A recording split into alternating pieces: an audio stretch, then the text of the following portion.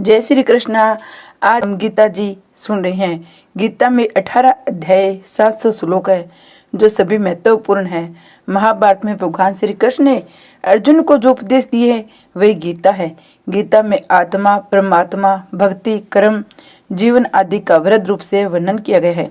गीता से हमें ये ज्ञान मिलता है कि व्यक्ति को केवल अपने काम और कर्म पर ही ध्यान देना चाहिए। देने वाला भगवान है।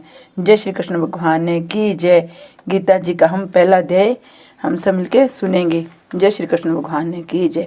धृतराष्ट्र बोले, हे संजय, धर्म भूमि कुरुक्षेत्र में इकट्ठे हुए युद्ध की इच्छा वाले मेरे और पांडु के पुत्रों ने क्या किया। इस पर संजय बोले, उसमें राजा दुर्योधन ने व्यूह चक्कर रचना युक्त पांडवों को सेना को देखकर द्रोणाचार्य के पास जाकर ये वचन कहे, हे आचार्य, आपके बुद्धिमान शिष्य द्रुपद पुत्र धृष्टद्युम्न द्वारा व्यूहकार खड़ी की गई पांडु पुत्रों की बड़ी भारी सेना को देखिए।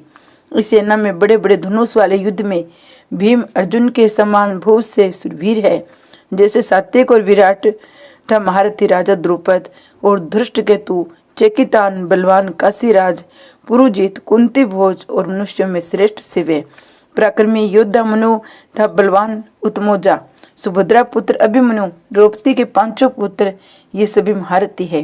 हे ब्राह्मण श्रेष्ठ, हमारे पक्ष में जो जो प्रधान है उनको आप समझ लीजिए। आपके जानने के लिए मेरे सेना के जो जो सेनापति है उनको कहता हूँ। एक तो स्वयं आप और पितामह भीष्म था, कर्ण और संग्राम विजय कृपाचार्य था, वैसे अश्वत्थामा, विकर्ण और सोमदत्त का पुत्र भूरिश्रवा था, जो भी बहुत से सुरवीर अनेक प्रकार के शास्त्र अस्त्रों से युक्त मेरे लिए जीवन की आशा को त्यागने वाले सब के सब युद्ध में चतुर है। भीष्म पितामह द्वारा रक्षित हमारी वह सेना सब प्रकार से अजय है। भीम द्वारा रक्षित इन लोगों को ये सेना जीतने में सुगम है। इसलिए सब मोर्चों पर अपनी अपनी जगह स्थित रहते हुए आप लोग सब के सब निसंदेह भीष्म पितामह की ओर से रक्षा करें। इस प्रकार द्रोणाचार्य से कहते हुए दुर्योधन के वचनों को सुनकर कौरवों में वर्ध बड़े प्रतापी पितामह भीष्म ने उस दुर्योधन के हृदय में हर्ष उत्पन्न करते हुए उन स्वर में सिंह के नाद के समान गर्ज कर शंख बजाया। उसके उपरांत शंख, नगारे तथा ढोल, मृदंग और नरसिंह आदि बाजे एक साथ ही बजे। उनके वह शब्द बड़ा भयंकर हुआ। उसके अनंतर सफेद घोड़ों से युक्त उत्तम रथ में बैठे हुए श्री कृष्ण महाराज अर्जुन ने भी अलौकिक शंख बजाए। उनमें श्री कृष्ण महाराज ने पंचजन्य नामक शंख, अर्जुन ने देवदत्त नामक शंख बजाया। भयानक कर्म वाले भीमसेन ने पौंडर नामक महाशंख बजाया। कुंती पुत्र राजा युधिष्ठिर ने अंत विजय नामक शंख और नकुल और सहदेव ने सुघोष मणि पुष्पक नाम वाले शंख बजाई। श्रेष्ठ धनुष वाले काशीराज, महारथी शिखंडी, धृष्टद्युम्न था, राजा विराट, अजय सात्विक था, राजा द्रुपद और द्रौपदी के पांचों पुत्र, बड़े भुजा वाले सुभद्रा पुत्र अभिमन्यु, इन सब ने हे राजन अलग अलग शंख बजाए। उस भयानक शब्द ने आकाश और पृथ्वी को भी शब्दामयन करते हुए धृतराष्ट्र पुत्रों के हृदय विदीर्ण कर दिए।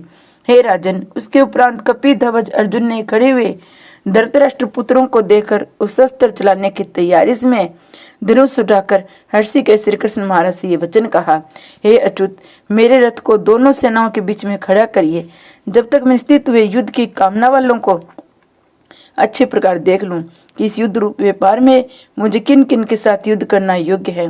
दुर्बुद्धि दुर्योधन का युद्ध में कल्याण चाहने वाले जो जो ये राजा लोग इस सेना में आए हैं उन युद्ध करने वालों को मैं देखूंगा। संजय बोले, हे धृतराष्ट्र, अर्जुन द्वारा इस प्रकार कहे हुए महाराज श्री कृष्ण चंद्र ने दोनों सेनाओं के बीच में भीष्म और द्रोणाचार्य के सामने और संपूर्ण राजाओं के सामने उत्तम रथ को खड़ा करके ऐसे कहा, हे पार्थ, इन इकट्ठे हुए कौरवों को देखो।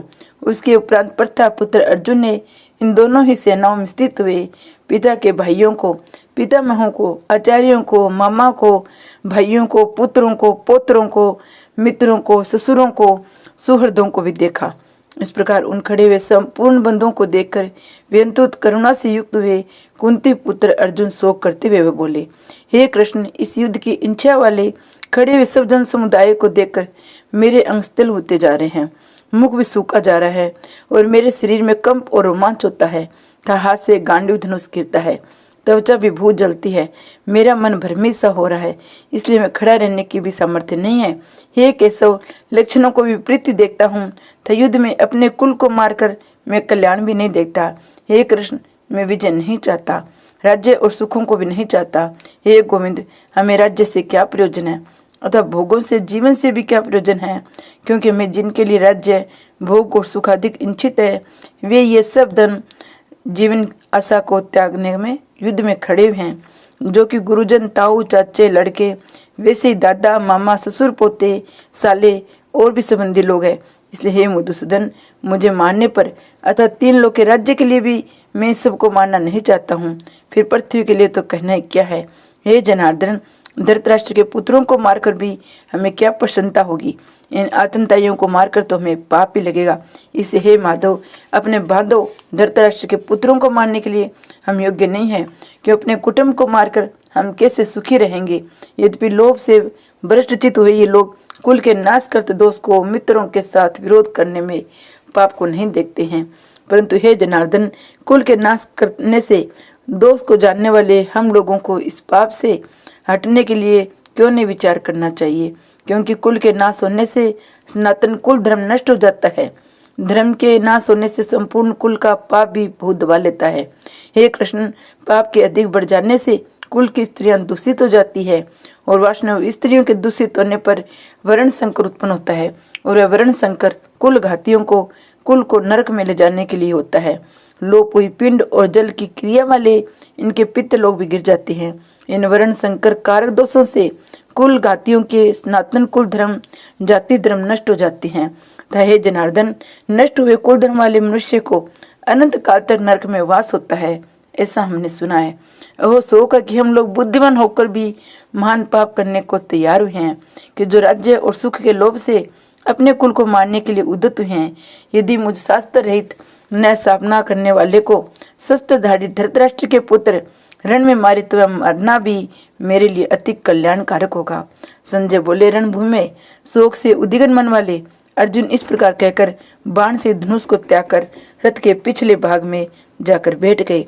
इति श्रीमद् भागवत गीता रूपी उपनिषद ब्रह्म विद्या योग शास्त्र विषय श्री कृष्ण और अर्जुन के स्वाद में अर्जुन विषाद योग नामक पहला अध्याय संपूर्ण।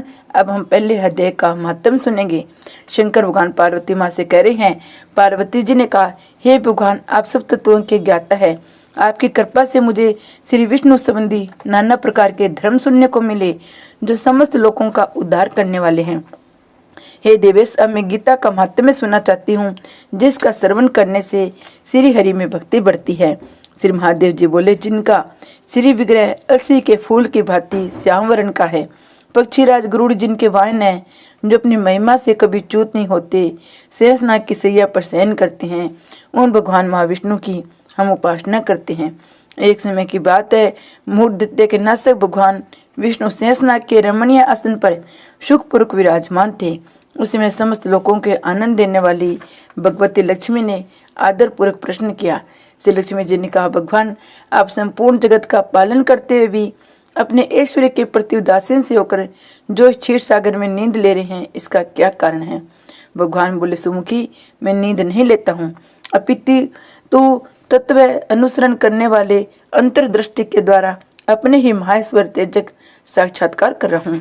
देवी, यह वही तेज है जिसका योगी पुरुष कुशांग्र बुद्धि के द्वारा अपने अंतकरण में दर्शन करते हैं, जिसे मीमांस के विद्वान वेदों का सार तत्व निश्चित करते हैं। वह महेश्वर तेज एक अजर प्रकाश स्वरूप आत्म रूप, रोग शोक से रहित, अखंड आनंद का पुंज, निस्पंद और द्वैत रहित है। इस जगत का जीवन उसी के अधीन है, मैं उसी का अनुभव करता हूँ। हे देवेश्वरी, यही कारण है कि मैं तुम्हें नींद सा लेता हुआ प्रतीत हो रहा हूँ।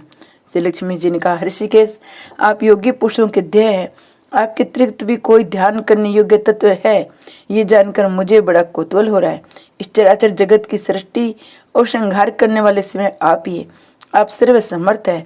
इस प्रकार की स्थिति में होकर भी यदि आप उस परम तत्व से भिन्न है तो मुझे उसका बोध कराइए। श्री भगवान बोले, हे प्रिय, आत्मा का स्वरूप द्वैत और अद्वैत के पृथक, भाव और अभाव से मुक्त, आदि और अनंत से रहित है। शुद्ध ज्ञान के प्रकाश से उपलब्ध होने वाला परमानंद स्वरूप होने के कारण एकमात्र सुंदर है। वही मेरा ईश्वरीय रूप है। आत्मा का एकत्व ही सबके द्वारा जानने योग्य है। गीता शास्त्र में इसी का प्रतिपादन हुआ है। अमित तेजस्वी भगवान विष्णु के ये वचन सुनकर लक्ष्मी देवी ने शंका उपस्थित करते हुए कहा, हे भगवान, यदि आपका स्वरूप शिव परमानंद में मन वाणी की पहुंच के बाहर है तो गीता उसका बोध कराती है। मेरे इस संदेह का आप निवारण कीजिए। श्री भगवान बोले, सुंदरी सुनो, मैं गीता में अपनी स्थिति का वर्णन करता हूँ। कर्मस 5 अध्यायों को तुम 5 मुख जानो, 10 अध्यायों को 10 भुजाएं समझो, 1 अध्याय को उदर, 2 अध्यायों को दोनों चरण कमल जानो। इस प्रकार ये 18 अध्यायों की वामय ईश्वरीय मूर्ति समझनी चाहिए।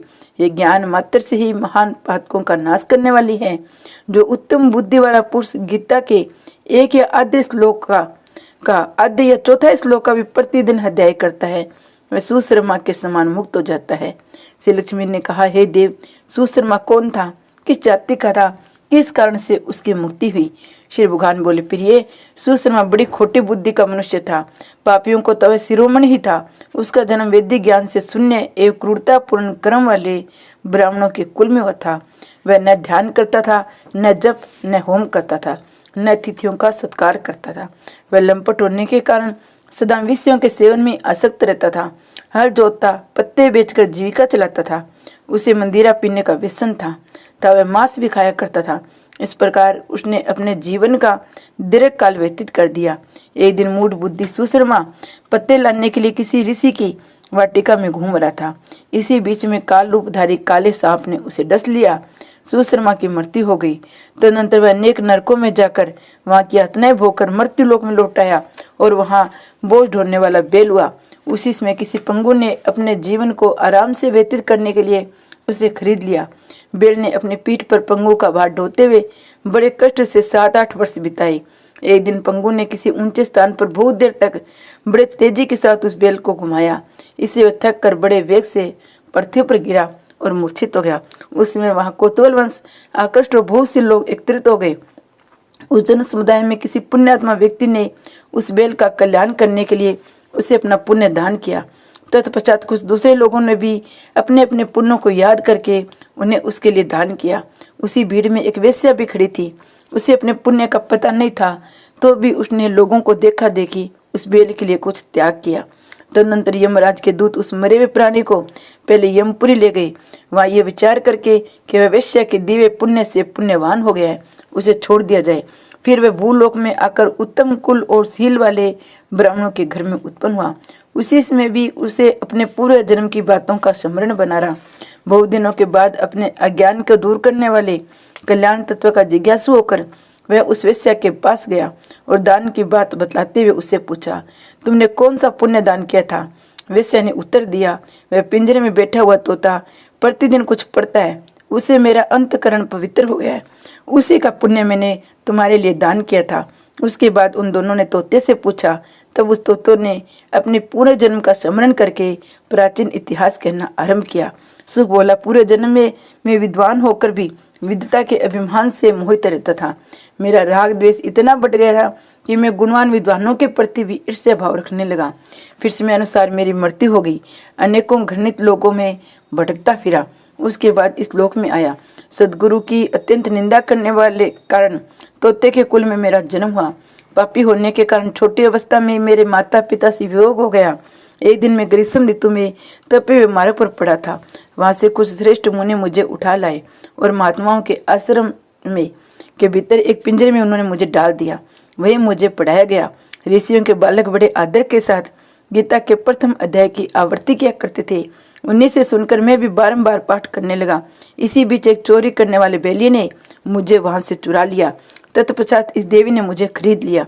यही मेरा वृत्तांत है जिसे मैंने आप लोगों से बता दिया। पूरे काल में मैंने इसे प्रथम अध्याय का अभ्यास किया था, जिससे मैंने अपने पाप को दूर किया है। फिर उसी से इस वेश्या का भी अंतकरण शुद्ध हुआ है। उसी के पुण्य से ये द्विज श्रेष्ठ सुशर्मा भी पाप मुक्त है। इस प्रकार परस्पर वार्तालाप और गीता के प्रथम अध्याय के मातम्य की प्रशंसा करके वे तीनों निरंतर अपने अपने घर पर गीता का अभ्यास करने लगे। फिर ज्ञान प्राप्त करके वे मुक्त हुए। इसलिए जो गीता के प्रथम अध्याय को पढ़ता सुनता अभ्यास करता है उसे इस भवसागर को पार करने में कोई कठिनाई नहीं होती। जय गीता महात्म की जय। जय श्री कृष्ण भगवान की जय हो।